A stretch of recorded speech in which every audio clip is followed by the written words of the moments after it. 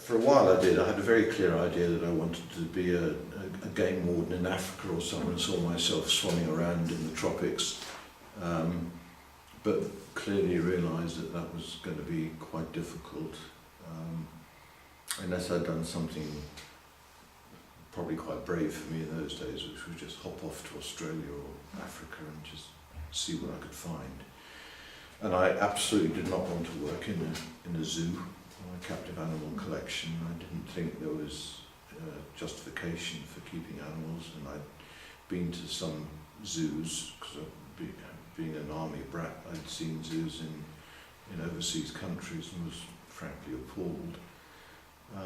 Until I read Jerry's books, and then he came out with a very, very strong conservation justification.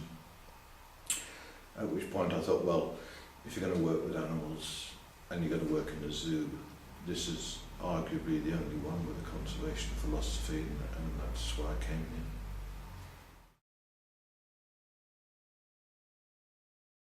in. The great talent that Gerald Durrell had was actually being able to write strong conservation stories about animals with extraordinary humour. And the only person I've ever read an animal, wildlife, whatever you want to call it, which had that extraordinary brand of humour attached to it, that nobody else has been able to replicate that.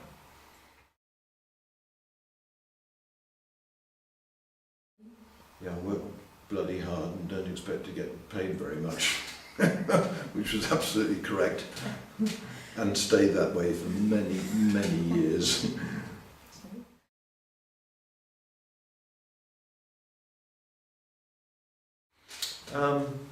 I don't know really. We clashed quite a lot, because I think in many ways we thought very in much the same way, and I was brave enough to try and challenge occasionally, which I don't think he liked very much.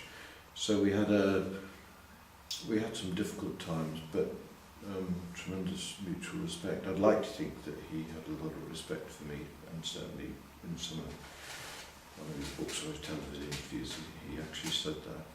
And as he got older, and I'd been here longer, the relationship got stronger. I suppose at its best was in 1990 when we went to Madagascar together. It was certainly one of the most memorable, because it was very difficult. It was very demanding. Gerald wasn't, his health was declining, although he'd done a lot to try and get himself as fit as possible.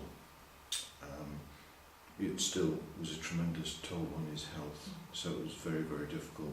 And I suppose balancing against that, I'd had the tremendous fortune to actually be in some of those forests doing field work, and in the quieter moments where you're not trying to gather data and get stung by wasps and all the rest of it, to be able to sit in the forest and looking at wild animals is just an experience you can't replicate.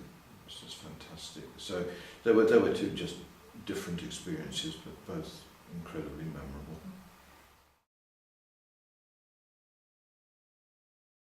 My most embarrassment undoubtedly was with a small chimp and two orangs, and one of which was Gina. And every lunchtime they used to have some fruit, and we had one pot of yoghurt shared out between the three of them. And they all sat in a row, and every time they went in, they had it in turn to lick the lid, and they knew today was Giles, the next day was Gina, and the next day was the chimpanzee. And there were about 40 people watching on a hot summer's day. I wasn't concentrating, and I gave the lid to the wrong animal. And I think it was Gina lost her temper, and she threw her arms up in a rage, which hit the bottom of the yoghurt pot, which went straight into my face. So I was festooned in dripping yoghurt, and 40 people in hysterical laughter, just laughing their socks off, and just to make it worse, I had to walk out of the enclosure they were in and walk through the 40 people to get to the kitchen so I could wash the yoghurt off me. Very embarrassing.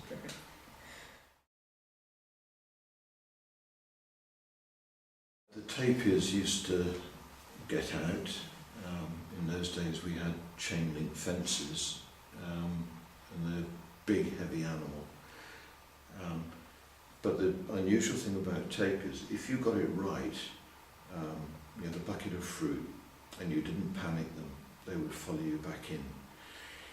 But if you spooked them, they were gone. And we had a female that jumped through a plate glass window. She must have had a night fright. To this day we don't know what it was, but she went straight through it. So when we got in the morning, they high step, like a nervous racehorse. And we knew she was spooked, and we tried to get her in. And a very senior staff member, who shall not be mentioned by name, tried to make a turn around, and he went like that. And she went out of the zoo grounds, and I think eventually we had to dart with an anesthetic gun down in somewhere like Roselle, and then bring her back. And the glass had cut her. She had a very bad gash on her leg, and we got the vet up, and we didn't stitch it, but we decided that we would pack it with penicillin powder. And every day I used to go in with the same animal, and she'd lie on the back like that and put her leg out and just let you pack the wound. Just obviously didn't feel any pain, and then 6 months later she gave birth to a baby. So she'd been through all that pregnant and still carried the baby. Quite extraordinary.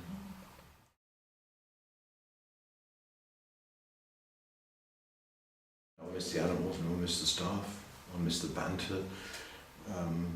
I luckily will be able to come up here, so I won't miss the ambience of being able to walk around and see things and see the progress and what we're doing.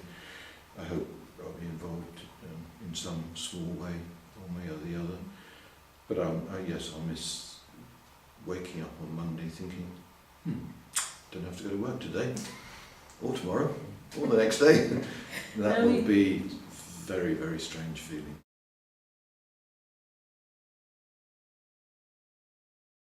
I don't know, part of me says, I've got to stand back. It's time for somebody else to go and took the place forward, onwards and upwards. So, that part of me is quite relaxed. I think it's the right thing to do, right time to go. We're in a new era, we're in a very, very difficult era at the moment, but I'm very, very confident with the team that we've got here that we'll get out of it and go upwards. And, part of me says it would actually be quite nice to have a rest.